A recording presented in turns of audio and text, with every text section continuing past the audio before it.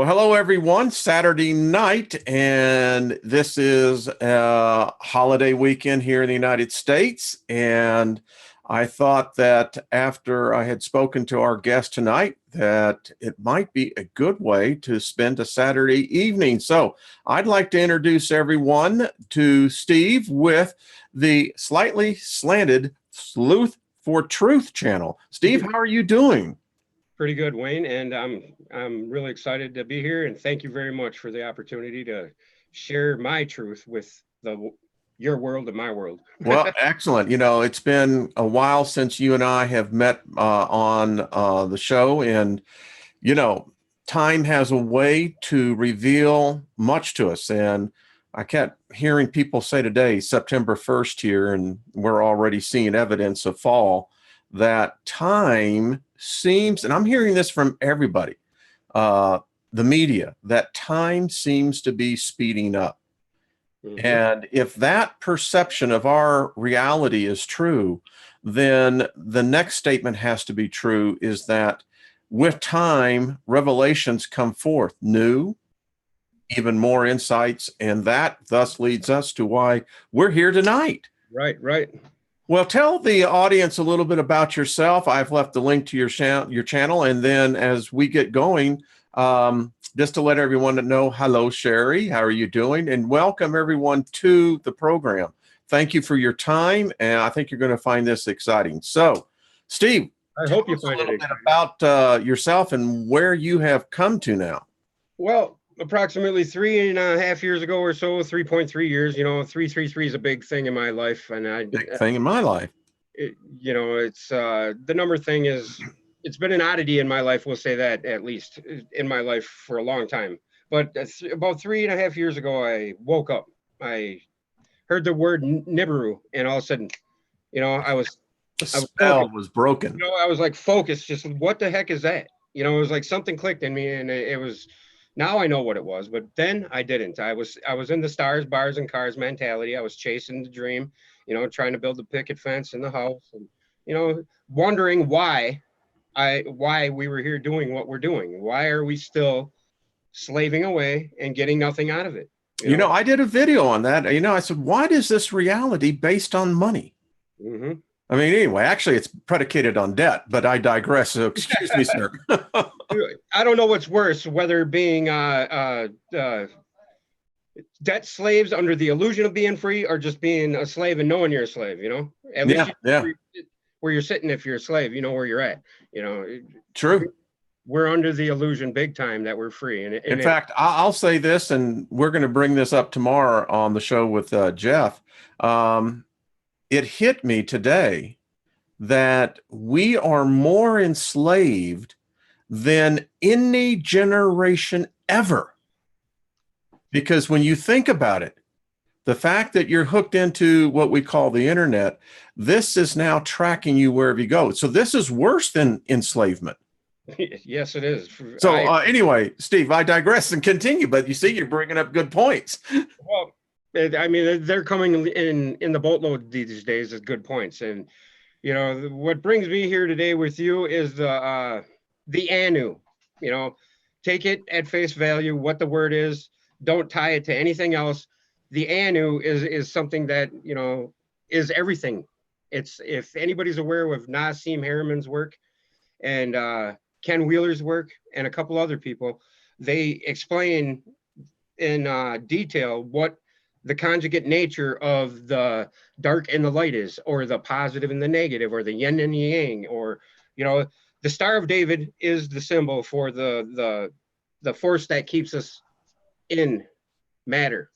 And the Anu is creation's mechanism for creating matter out of the energy. So it's the transmutation of energy into matter. And we live on, it's called the plane of inertia, or at the equilibrium. And think about this, guys. When you look out into the cosmos, why is everything a belt, an asteroid belt? Why is everything a Kuiper belt? Why is, there's a belt, Van Allen belts. What is the Van Allen belt created from? The cold flower of light at the center of our planet, and that's the Anu. And it's the only explanation for it, in my opinion. And I've got a lot of corroborating evidence, and You know, the emerald tablets, like you were talking about, the key of time, that Mhm. speaks highly of it. It doesn't outright say what it is, but it tells you. And I've even, you know, I've told you this before when on your last show that I was on about the only begotten sun, the black hole sun that is in Orion, in the trapezium open star cluster. And the synchronicities flow every which way with all of this information, because it presents itself on different levels and different spectrums. Like, if it's like the eye is to the pyramid as the pyramid is to Egypt, Egypt is to Earth as Earth is to the solar system. You know, it's the fractal and a fractal, the Russian doll analogy. You know, the one inside the next, both up and down. So there goes the Hermetic principle of as above, so below, so as below, so above. You know, Right. and all of these principles are repeated throughout the Bible. You know, call the Bible whatever you want, a religious tool to control, because I believe that's what it was. And, you know, the truth is hidden within it. You No, know, and that's what people don't realize. The ancient writers, and I call it the modern man era, that's about 10,000 BC moving forward, is that when we apparently regained the ability to actually write again, that they found that knowledge was not to be shared, that it was to be basically presented in, as we know today, allegories, metaphors, etc. But the problem was they were coders. mm-hmm. And most people today are not coders. Well, it's bigger than that. When I think the coded part of it is it's coded, but it's like these singers or these songwriters, they get divine inspiration, or these artists, you know, these painters, like Michelangelo painted that painting in the Sistine Chapel of the Van great Morrison. Van Morrison, right? Yeah, Yeah. John Lennon. John Hope of the actually Rising said it. Sun, Soundgarden, Black Hole Sun. I Yeah, mean, yeah, all of it. yeah. Maybe David Bowie, before he died, he knew what was coming. Well, I'll tell you, he did. And in fact, I'm glad you brought that up, because David, he knew something. He got plugged into something. I don't know And if he actually knew, though, and that's what I'm saying, is that it I comes to don't. you like it's your voice or it's your thought, but Mm-hmm. it's the divine mind's thought. It's the inspiration of the cosmos. It's our cellular memory, call it. I don't know. It's encoded within our memory of our past. Some say, I think, the Akashic record. Yeah, I was just going to say that, the very same thing you just said, the Yeah, Akashic record, or yeah. the halls of Amenti, you know, Yes. as Thoth calls it. But Yes. By the way, I think that's one of the reasons why I respect Thoth, is the fact that he made it back 6 different times. I think he's still here, you know, and I think he incarnates I for, think he is. Yeah. you know, he was Hermes, he was Enoch, he was, I mean, Jesus, I think, I mean, he was all of these deities and beings and people, and he, you know, and maybe he was Tesla too, you know, and he's Well, usually. in fact, I'm going to pull this up so everyone can see it. This is actually the tablets. You can get this in a PDF form. And hold on one second here. I don't know why someone would be calling on a Saturday night. So, like, Oh, you're a popular guy, Wayne. it's like, wait a minute, that doesn't make sense. So here are the Emerald Tablets of Thoth, the Antlionian. I believe that is the correct pronunciation. And just to give everyone some background, this is the background of the tablets, estimated to be 36,000 BC. He was living in Atlantis, and a priest and a king, as the story unfolds. Mm-hmm. He was the son of the dwellers. Yes. And anyone who studies Egyptology, you begin to find out the first dynasty is the problem. Mm-hmm. Is that no matter how far you want to go back with the pharaohs, there was something before that. They even attested to it. Yes, they did. Yes, they did. Said when the pyramid was dedicated into his memory, he even said that it wasn't him who built the pyramid. And here is the key point. Thoth was an immortal.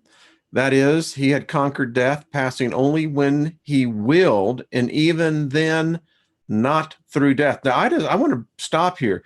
we talked earlier about this whole idea of the fact that everything is written in code.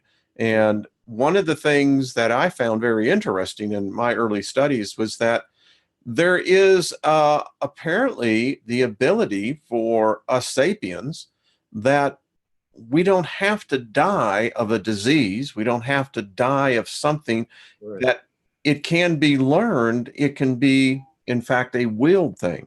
Right. That's what the Thoth states it over and over in the Emerald Tablets about that, how our bodies are just planets revolving around their central suns with two poles, you know, and how we can revive them poles by doing a certain thing and, you know, thinking a certain way and vibrating and being resonant with your surroundings and with the people and, you know, the right resonance, the right frequency. And that's what it's all comes down to, you know. And I just had an epiphany here, Wayne, when I was reading this, just a little, the God of wisdom, and it said, list ye, O man, take of my wisdom. Okay, now the Sephiroth, or the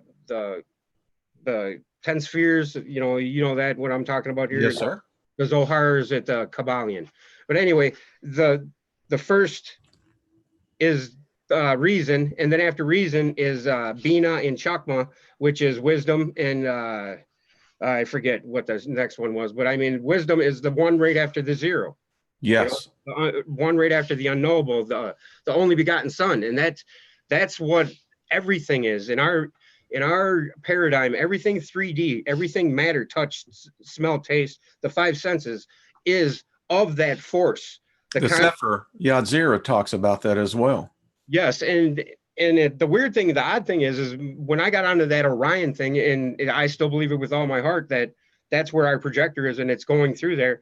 Oh, and I got one thing to show you to prove that we moved in the galaxy, because I found, I don't know if you're aware of that one harmony, but we'll get into that later. Yeah, I'm glad you have that. Yeah, and I wanted to show that to you, but yeah.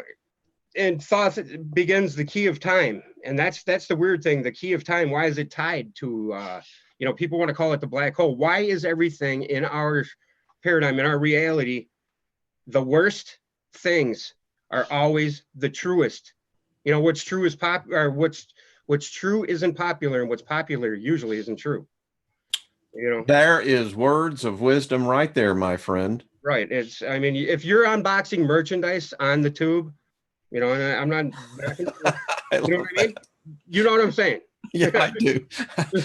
I'm not even going to go any further because we're on your show, Wayne. I love that. All right. But you know what I'm saying? I hear you. I hear you. We'd be getting knocks after knocks. There'd be people knocking on our door, you know?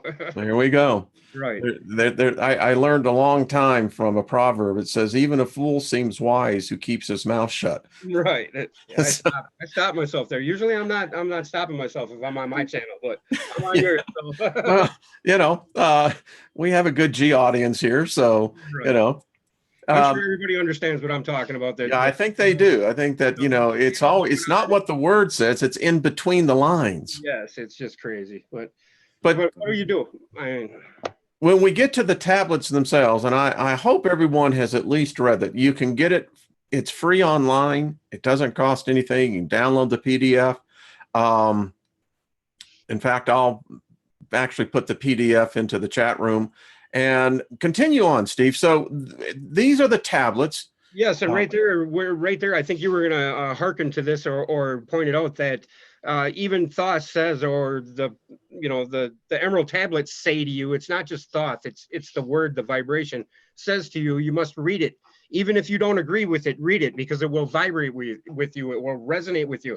And after I read this over and over again, I've read it 40 times now, and I'm going to do it until I read it 100 times. Now, do you read it out loud? I read it out loud. That's the key. Good, because that is key. I just want to let everyone know you have to read it in your frequency. Wayne, have you been getting goosebumps lately a lot more than you used to? I live in a perpetual, you know. So, but do you know what I mean? Yeah, I do. Right now, I got goosebumps from head to toe. It's right now, my head's going woo, woo, woo, woo. And I think that's what he's talking about getting that vibration going.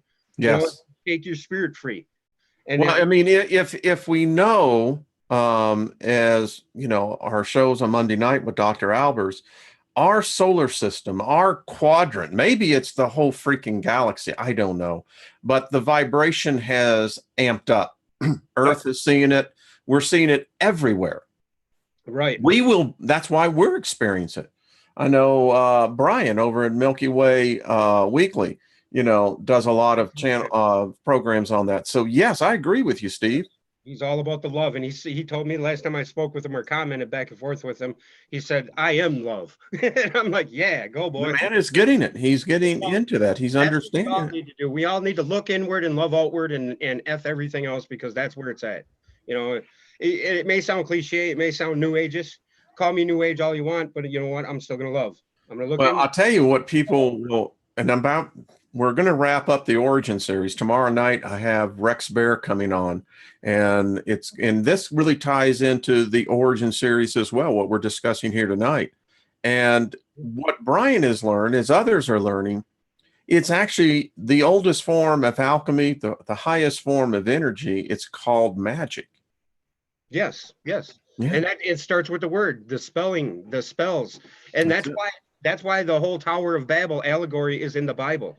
That is true, because that is when we went from the glyph writing to the word, to the broken word. And in words are swords. Now, take that at face value. What do you have? You're looking for a sword. You find the Orion Nebula. Then inside that, you find the trapezium. Boom, boom, boom. You got the first begotten. And there's the black hole at the middle of everything. Well, I just want to interject here. With the legend of Moses, and when you read in the Bible, it's there. They knew a technique by vibration, speaking the symbol, the word, that would actually change the dimension that we were in and open up a portal, of which from there the tabernacle was brought down, and the showbread, et cetera, et cetera. So people don't realize it's something we've lost. And this is what right here was another super synchronicity, what you just did there, because I was just going to point out the Ark of the Covenant, and you brought up Moses just as I was going to do that. And that's what I'm talking about, how it's starting to click now with those who are awake. And if we can learn to hone that energy and that vibration, we can figure it out. And we're getting there, and it's coming exponentially to me. I mean, it's coming day after day after day. And I'm staring into the sun when I can. And I believe that's why they're blocking it at the horizons, is because why ain't they blocking it that thick at the top when it's above us at the pinnacle of its heat and its radiation? And I believe what the whole Nibiru thing is about is because the sun is being perturbed to a point where it's kicking out neutrinos or whatever it is, and it's affecting the black hole that's at the center of our planet. That's what the whole hollow earth thing's about. But I don't want to just throw out things just to say them. I got proof to back up what I'm saying. It's just good. Yeah. Well, I just want to point out here, what the author is saying here, concealed in the words of Thoth are the many meanings that do not appear on the surface. Like knowledge brought to bear upon the tablets will open up many new fields of thought. And let me just say, that was the same thing in Edidorfa, which was Aphrodite spelled backwards. Lee Ellen's book on that, when you read that book out loud, and they tell you in the beginning of it, if you're on the frequency and you put the words out, it says doors of thought are going to be open. The same thing here, and I think this is where it started from. Yes, and that's exactly where it started from, and that's what the key of time in this I believe is a blueprint for the black hole, is what I believe Tablet 5, the key of time, and the Emerald Tablets is. And it took me 40 times to read it before it went boom, and I said, whoa, I've seen that before in a different way. But that's what alchemy is. It's everything's the same yet seemingly different, because even on Earth, our genome is the same as everything else on Earth. 98%. There's only 2% of everything's made out of that's different on our planet. To this to that. And just insert another thought there. I saw this yesterday, that the mountain gorilla, they have now done the geno test on the mountain gorilla. Here's the strange thing. There's 98.5% of the genetic makeup in the mountain gorilla is exactly the same in Homo sapiens. Yep. So you have control, my friend. You can take control, and I'll let you show what you have. Interject your thoughts and your opinion, because that's what it's all about. Well, it just continues to validate all of this. I mean, that's how I learn, is when I get to bounce my ideas off of people and my hypothesis or what I postulate. And, I have postulated some spectacular things in the past, and I've got a big one, a real big one here. What if the Milky Way, because we're in it, looking outward, what if it's a black hole? It's not what if to me. I believe it absolutely is. And if you look at all of the synchronicity of the data and what's going on and how we've moved in our galaxy, I believe we have from where do you remember us residing in our solar system in the galaxy? This is very odd. In one of my meditative walks, I was shown why this is happening. And what I was shown is that when you're atop spinning, there's still going to be the center. Mm-hmm. And if everything in the background is moving, let's say moving south, my perspective is always going to remain the same, regardless of how much my background is changing. Right. You're going to see, and I believe someone has actually picked this up, right? Which star system of they actually now has shown that has moved?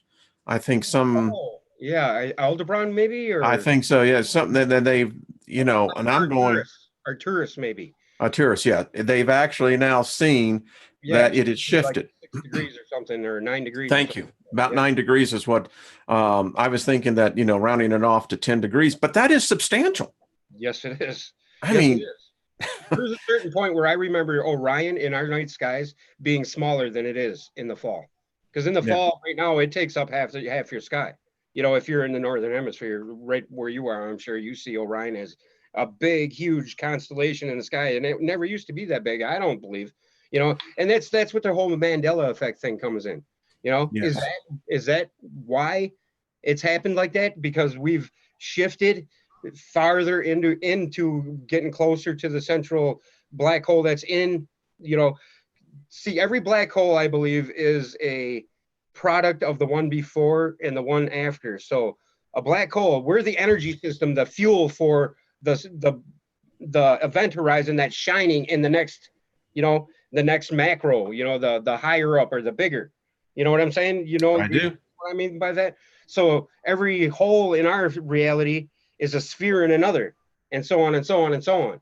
And that's, that's not what I'm saying here, what is. I'm just saying maybe that's what it is. Well, I think, no, let's just add to that, because the technology that we're learning now, the possibilities, which started back with Gene Roddenberry and probably started further back than that, was the fact that in order to transverse great large distances, you're never going to do it doing it in a straight line.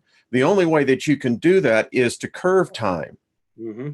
And this is where wormhole theory came from, is that you would basically do the same thing of what a black hole does, bring it into the singularity, and here's the thing. Let's just talk about this for a second, Steve. So thought in the singularity. There's only one thing that I think that can survive the singularity of the event horizon of a black hole, and that would be thought. Well, we are thought, and that's where we reside, is at the equilibrium. It's called the plane of inertia. And I say that, and that's maybe where the flat earth thing comes from, is because we do live on a flat plane. If you think about it, everything is an accretion disk, is a belt, a plane, and they've even said, why, I thought to myself, this is how I came to this epiphany, really. It's kind of quite trivial and quite minute, but I mean, this is how I came to it. I thought to myself, why, if I go interstellar traveling, why is the asteroid belt an obstacle for me? If I can go so far to where I can get outside of my bubble, the heliosphere of the sun or whatever, if I can go as far as that, why am I worried about a belt that's this big in the infinite of everything? Why am I worried about that? Think about that. Really think about that. That'll make it should give you goosebumps up your back. You should go, wow. And it was like, wow. How could I not see it before? And it's like every other truth in our reality. It's right there. Well, let me just add to that. So I did a program, everyone knows, about Sectorum Omega. Mm-hmm. And what Pope Pius XII in his writings, when he found out who the delegation that met with Eisenhower was, he said it was very strange because Some live on, and what he said, a flat plane. Mm-hmm. That was very interesting because he said that's where they dwell in. Mm-hmm. Right next to us. I mean, a world within a world. And that's where these, I don't know if you've heard about this new technology where these astronomers, they were looking at stars and they were looking further at the horizon instead of pointing it up. And it's this new convex lens that picks up these entities that are in this other dimension that they swear are there. And I've filmed elementals in our skies, and I did a whole show on them. I've never even heard of what an elemental was, but I knew to call it that. It was weird, you know. Well, and how I picked up on that was, you know, my study of the ancient philosophers. I mean, from Hermes to Philo. Philo is quoted in his writings of the cosmos, is that there is not a space that is not occupied with a living force. Right. And they take on many cell phone signals. By the way, I did a show on the black box mirrors on our cell phones. And oddly enough, I'm watching late last night. I'm reading Caesar's Messiah. And all of a sudden I'm looking up and they're doing In Search Of on mind control. Mm-hmm. And lo and behold, guess what they showed? Well, that in the television and in the propagandist media. I mean, what blew me away, I did this thing and not even realizing what I was actually saying. But yes, you're absolutely correct. It's everywhere. It's everywhere, and it's because they're running out of options. And I hate saying they, because what does that make us look like when you say the word they? And it's weird because I've seen a couple movies recently, like you just said, like The Conspiracy Theorist with Mel Gibson. And another one was, I can't remember, but it was along those lines, you know. And well, I love the one that Rowdy Piper was in. They Live. Yeah. That to me, if people would only snap to what that show was really trying to say, right? They're there. The truth is right in front of you. Them. Well, I postulate that the Anunnaki never left here. They live in Antarctica, maybe in another density, and it also explains how Admiral Byrd came across the hollow earth, because the cold flower of light is at the center of our earth. It's what is the power for our earth. That's why we keep spinning. That's what it is. And it's part of the system, the solar system, because solar, and this is what the weirdest thing is words, like we were saying earlier. Solar is our soul, our soul, our system. You know, it's our soul. We have solar plexus, we have souls on our feet, we have souls in our body, and our pineal gland is the solar plexus. I mean, yeah. So did Byrd, you know, when you read his memoirs, and I, you know, everyone go online, you can see it. And he did the interview. I don't know if it was with Jack Parr, but he's sitting there, and this is where he makes the disclosure that the Antarctica is not all frozen. Right. And I've heard it was on his flight recording. Yes. And so I've often wondered, who was the master? You know, immediately, I just want to tell you who I thought the master is that Byrd met with. I think it's Thoth. It's either Thoth or it's the zero. But the zero is unknowable. He's inconceivable, God, Lord, or not. It would Lord. Be Anu. Anu is it.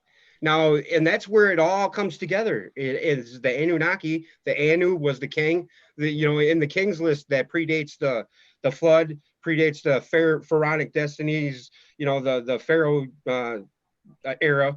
You know what I'm talking about. The king's list, Sumerian king's list that shows the Anu. He ruled Earth for 60,000 years.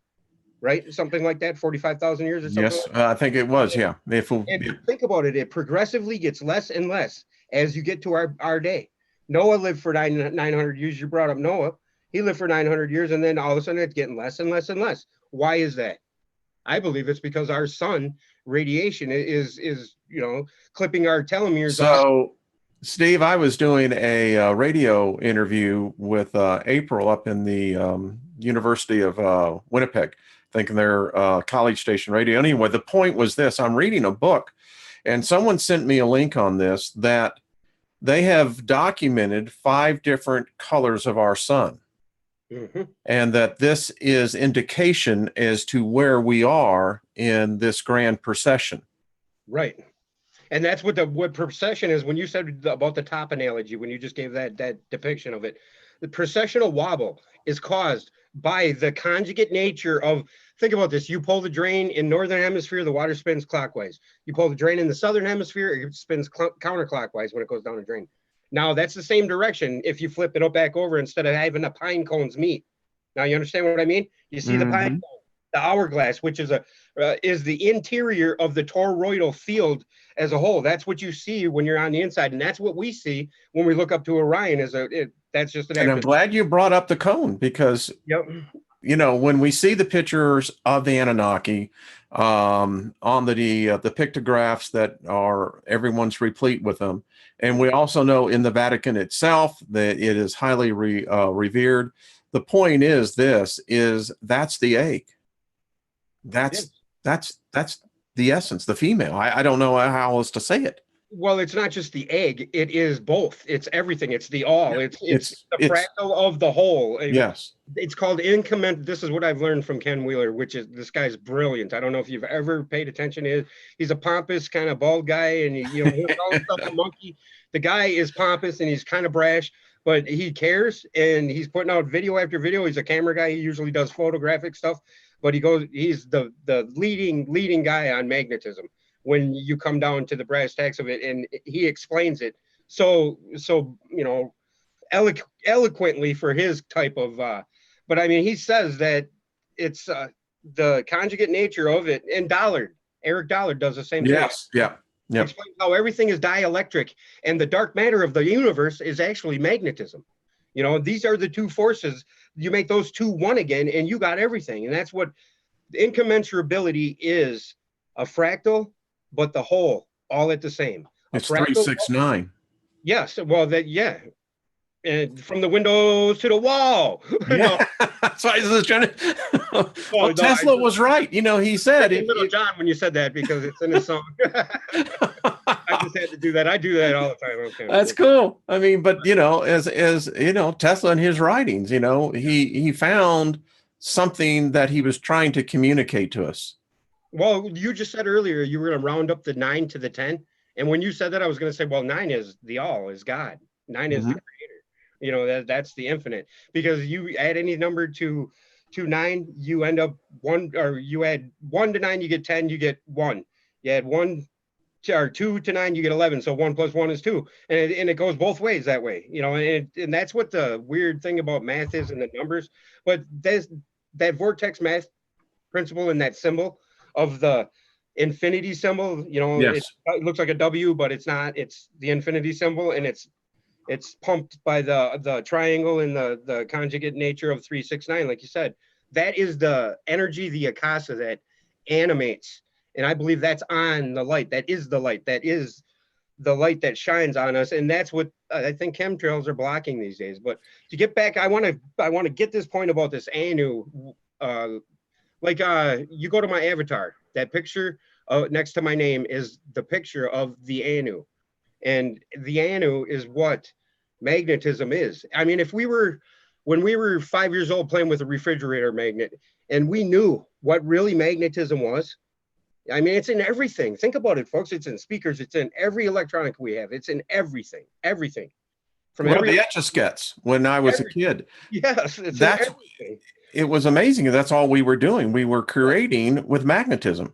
If you knew, though, just imagine how far ahead we'd be. Just imagine that. Well, now let me just say, we were just talking. I got this download. So think about what you and I are discussing. And by the way, I want to ponder this. I think this would be a great Saturday night forum to get 3 or 4 people discussing on this, because here's my point to this, Steve, is that we are communicating a knowledge that for millennia was restricted from the masses. Yes. It's the knowledge, the forbidden knowledge, I believe. Yes. The Ark of the Covenant was a magnetic implosion generator, and Moses was let out of Egypt to free the Israelites, or whatever their name was, or whatever. Yeah, whatever they. He was leading them out into the desert, whatever. And all of a sudden, Ramses got, wait a minute, He took the freaking ark. He took our last source of power, our last technology from Atlantean. I'm glad you brought that up, because the synchronicity long poles and all that, we're talking about this today on the radio show is the fact that if you read the Bronze books, what I love about the Bronze books on the crossing of the destroyer was the fact that Pharaoh, you finally get to hear what Pharaoh thought about this. He was not too happy about it. And it says, as he went chasing after the destroyer, so we've got either or both a celestial event tied to an entity who has somehow or another been commandeered to a man or device that apparently just kicks ass when it is let loose. Well, the cherubim, or the reason why the Ark of the Covenant was encased in gold and had poles longer than a freaking yacht, because it was radioactive. Yeah. Now, where's the most radioactive place we know as humans other than a freaking man-made reactor? It's the Van Allen belt. Where does the Van Allen belt come from? The magnetic dynamo that is the Earth. It's the cold flower of light. The heart of the Earth is a fractal of the whole. And our fractal in us is our heart. And if you look at your heart when it pumps, the ventricles go like this. They go just like a freaking black hole or a magnetism or the toroidal field of a magnet, how it comes together. Oh, and to finish my point on the drains from north to south. Okay, what do you think happens when you pull your drain at the equator? What do you think? It still goes down. It goes whoosh, no spin at all. Why is that? Because that's the equilibrium of the cold flower of life that's at the center of our Earth. And that has changed periodically, and that's what the pyramids are. It's also where you get the Saphalantic anomaly. Right, exactly. And that new, I don't know if you've seen that new stuff out by a security team about the ghost ship that appeared after 10 years being missing. All of a sudden, boom, it's washed up. And the Dragon's Triangle that's up in Japan, or yeah, I think that's where the Dragon's Triangle is. But that's what everything is. We're all fractals of the whole. The Russian doll was made to remind us of that. The Russian doll that fits inside of each other, but it's infinitely small. It goes down to the Planck, to the minute. So let's talk about that for a second. So for the first time in modern man's history, we have broken the quantum. And that has unleashed, and this is just my theory, that what we're seeing as a result of the Mandela effect is what the D wave did. Whatever it did by pulling substance from another dimension changed our dimension here. Right.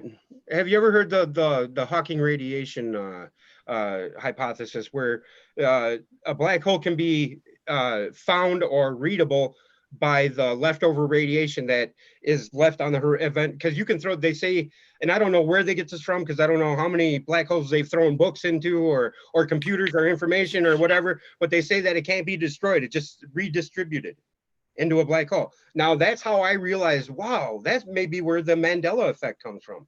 Can I show you this quick video real quick? Yeah, go ahead. This is from One Harmony. He's do I gotta hit share my screen, or is you go ahead hit share.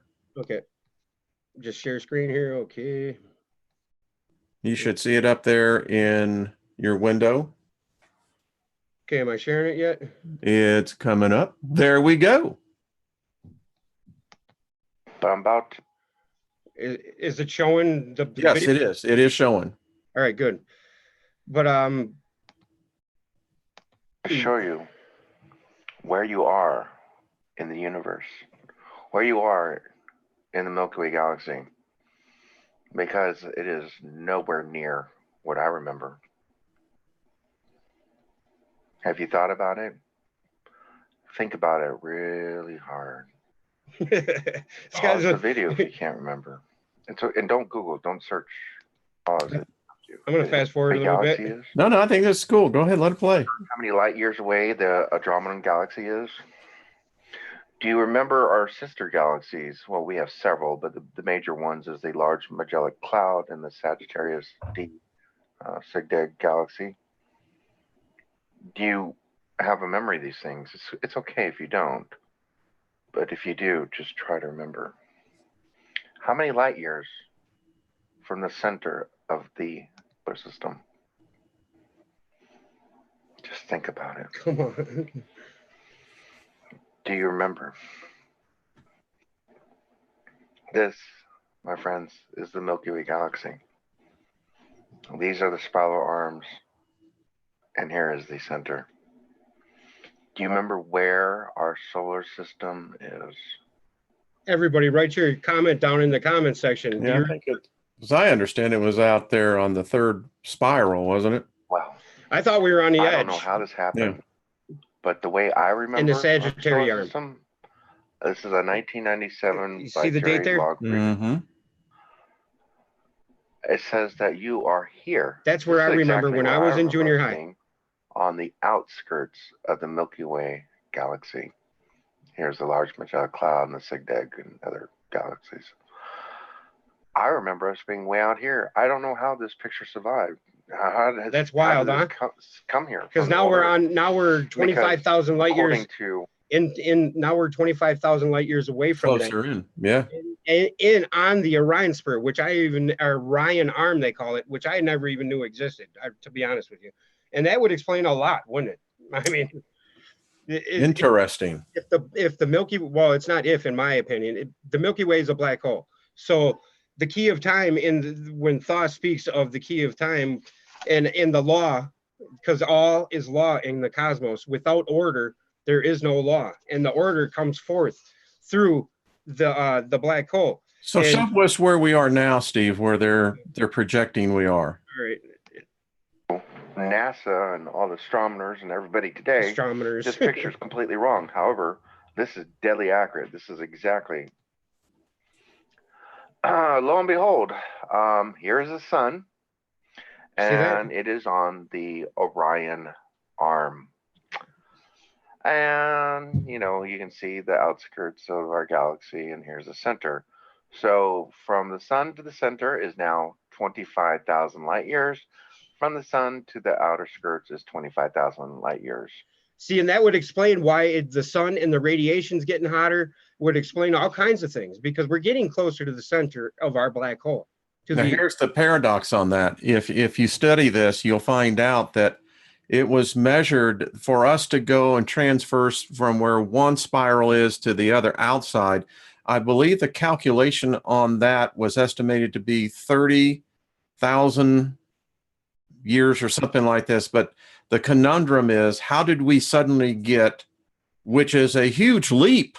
Right. Now, basically, we're over 65% heading to the core.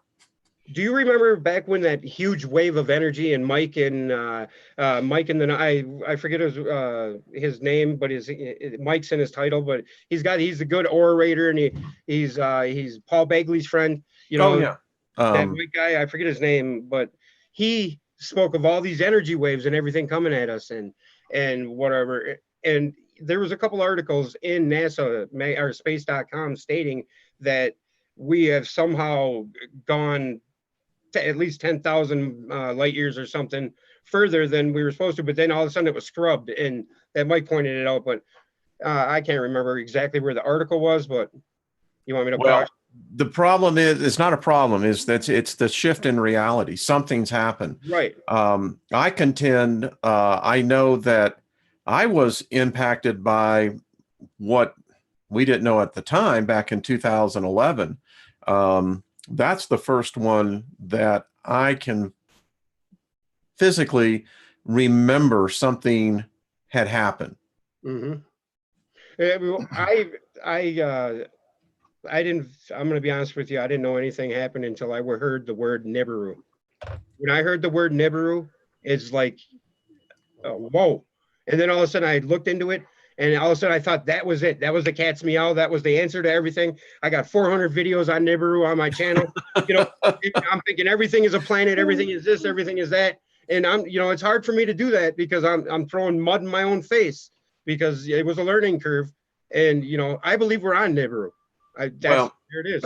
Back in the day when Steve Olson and I were working together, the thing that became very evident to me was that we're seeing photographic evidence of something.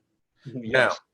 Now, we have a number of conclusions that we can come to. Number one, it's an aberration, just of natural phenomenon that we're interpreting as such. Two, is in fact that our recording devices are becoming much more sensitive in the light spectrum, and thus the way that it's now digitized, that we're actually picking up what has been hidden in the firmament all along. Mhm. Three, and this is where I tend between 2 and 3, is that we have in fact shifted. Yes, and I believe this has happened over eons. It's happened because it's graduation day, folks. It's time to put up or shut up. But it's Earth. How do you think this planet has stuck around for so long? This planet is a living being. This whole system is a living being. Everything And is, I believe it has the ability to travel. and it's got to shake its cockroaches off sometime. Otherwise, it's going to get overrun by them, right? Well, I mean, it would appear. I mean, so you think about what we're dealing with now. I mean, the fact is that if you go back and you look at the Thunderbolts project, they have scenes from an alien sky. And I encourage everyone to see that video. It's on their website and on their YouTube channel. The thing is, our ancestors saw Saturn as the golden light. Now, for a planet to be that close to cast its own light on the Earth, that's a whole different shift in what our solar system is. Right. That would imply, Steve, then that meant that there was a shift. Something happened quickly. Correct. Well, have you ever thought about the Mayans and their glyphs and their crazy art that they show and how they communicated what their paradigm was or what their reality was? That's exactly what we're seeing in the clouds, in the elementals. If we were to sit down and make paintings and draw what we're seeing, or take DMT and experience it in a shamanic, expressional way where we could be part of that, and I believe that's what the whole, I don't know about LSD, but the DMT. Well, it's odd that you say that. Let me just say, as one of the pioneers. By the way, I want to stop you before you say it. I was a big time LSD taker when I was younger. Yeah. I think that we were being prepared. I get asked a lot, what was the experience, as you know, and I just simply look back now, and it was, it prepared my mind. Right.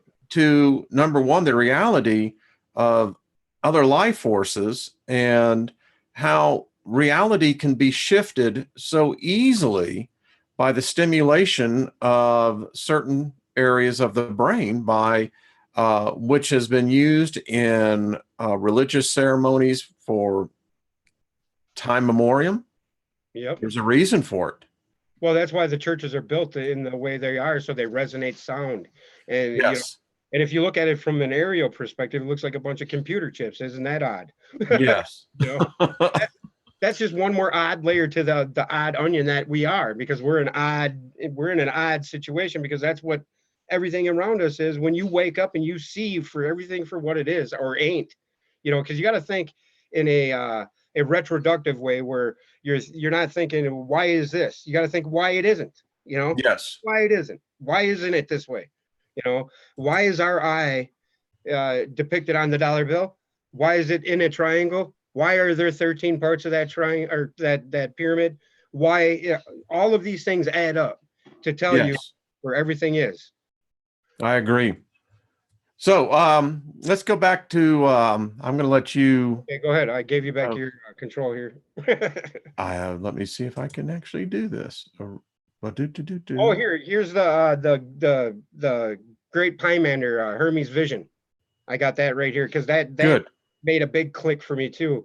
Immediately the form of the Pymander changed, where it had stood there as a glorious pulsating radiance, which is the light.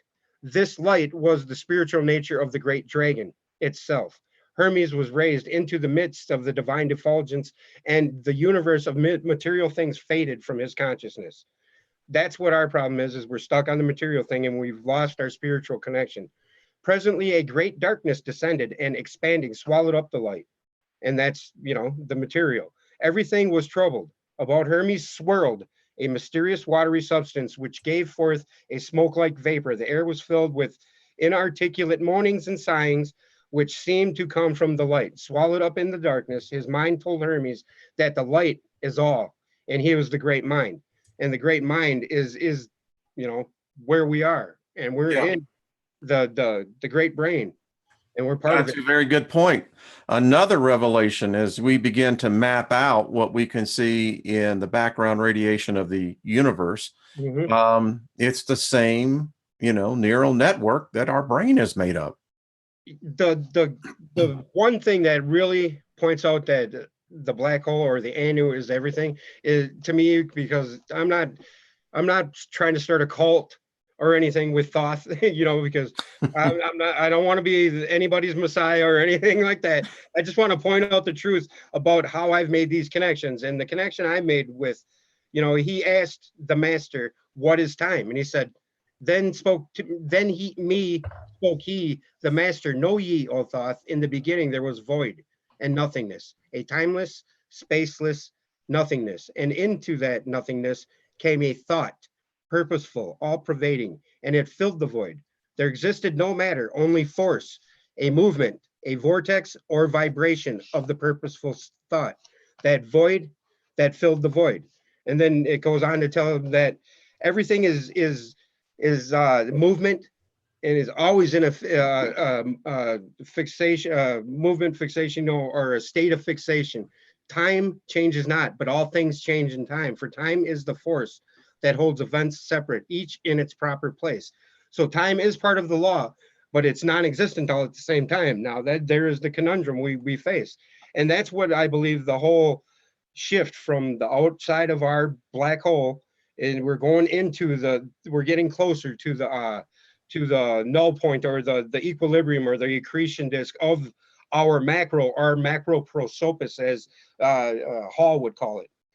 When he talked about the macro prosopis and the micro prosopis. And if you look at Egypt, and this is just another weird coincidence, not coincidence, but synchronicity. Egypt, if you look at Egypt on Google Earth, you'll see that it's the right profile of a human man. The delta is the pharaonic headdress. The pyramid is in the middle of it, where the pineal gland would be located on a human. The river Nile flows north, just like the Kundalini or the chakra system. It is the spine of the man. And there's the temple of man in Luxor. All of these things just add up. That the Egyptians knew all of this. And they're telling us every day in the glyphs. But why don't we know? Because we didn't know how to read the glyphs. We needed what was it called? The Rosetta Stone? Rosetta Stone, yeah. Yeah. Until that was found, we couldn't figure none of this out. And why was it not found until then? Because it wasn't sought until, forever the truth will be there for the initiate to find, but the door will be wholly shut to the profane or the evil. So it's interesting how we begin to wrap this up, but I want to expand on this, what you said. So what and as just an observer, is like in Dr. Lanza's book, Biocentrism, is that the observer is the one who actually sees the event. Without the observer, there's no one to observe the event. Here's what I believe, and this is my concern, Steve, is that what we're talking about right here, Rex has done many shows. Many people are now beginning to connect to this, is that this represents the single biggest threat to the current power structure. Yes, it does.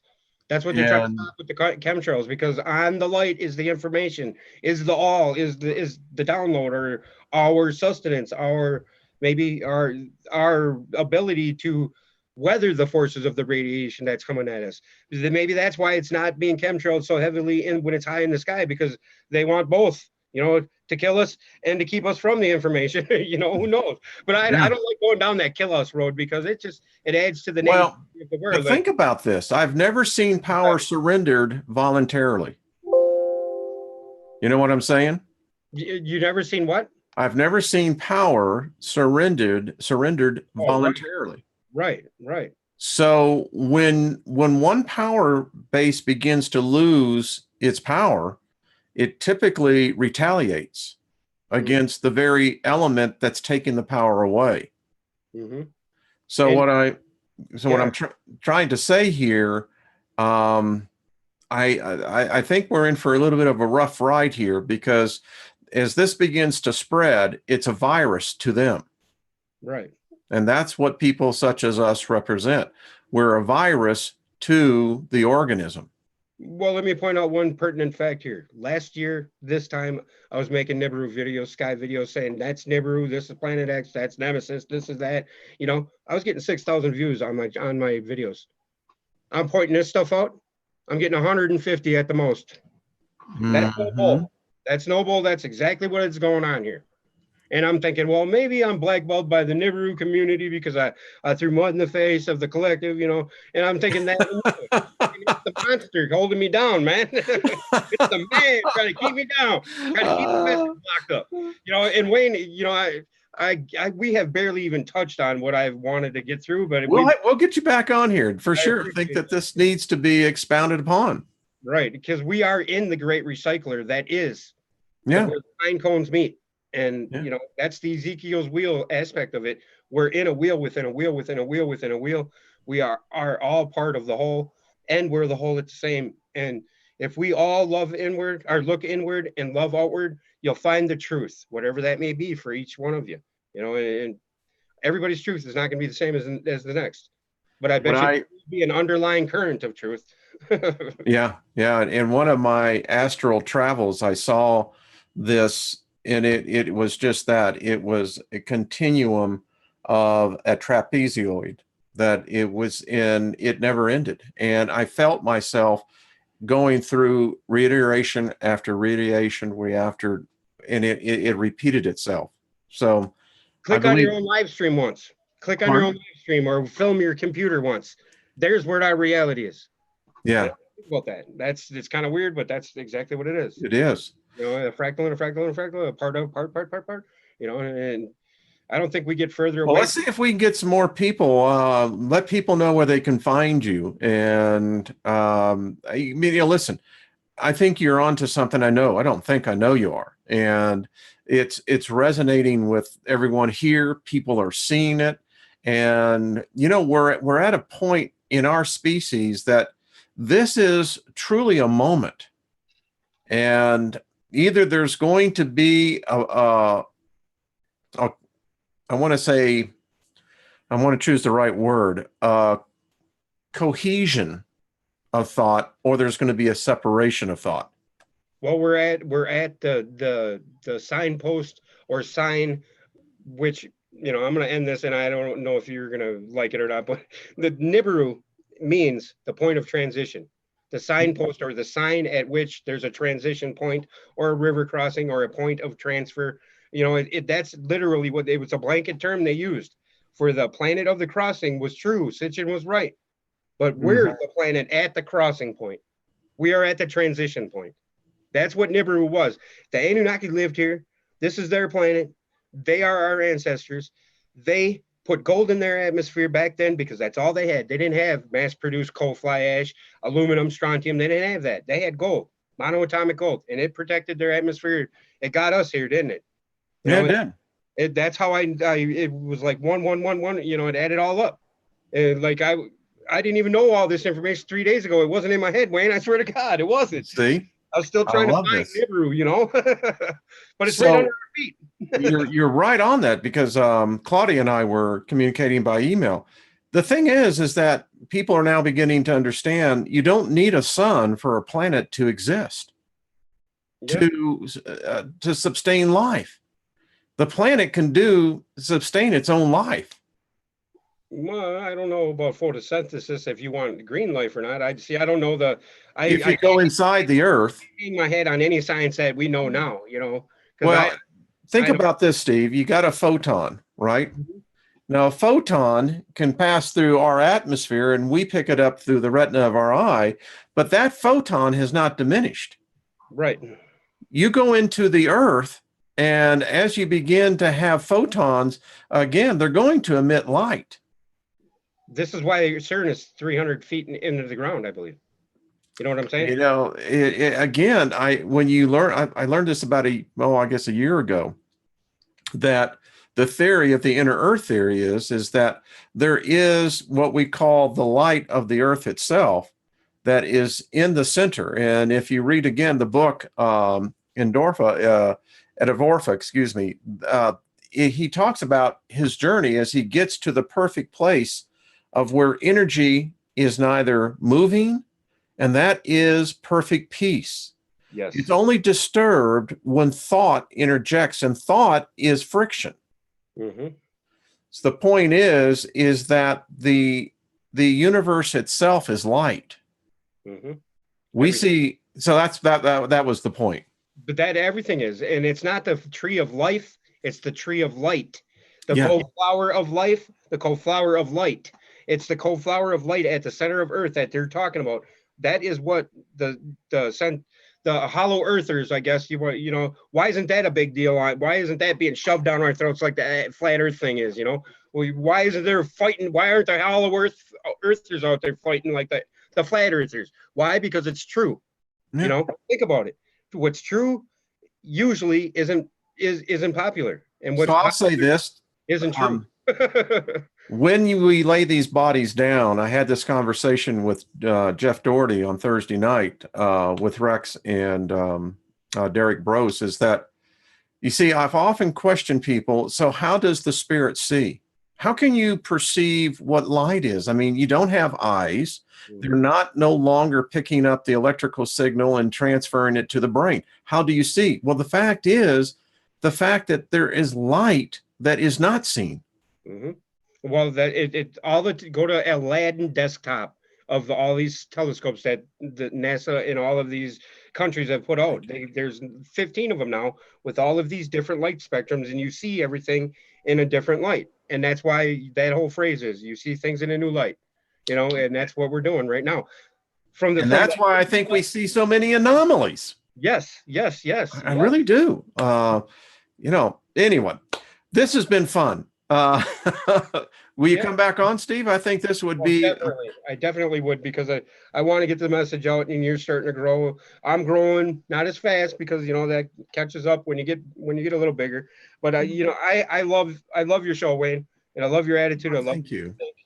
And I love the people. Most of the people that watch you, they watch me, and I appreciate every one of you, and I appreciate you and the opportunity here. So I thank you very much. There really is a community building here. I know we say it. And by the way, I am going to have Karen, Queen of Quartz, on next Friday if I can get her, if we get it. So, because again, I think crystals have a whole role to play in this as well. I learned that from the Emerald tablets. That's what Thoth built the pyramid for. Was yes.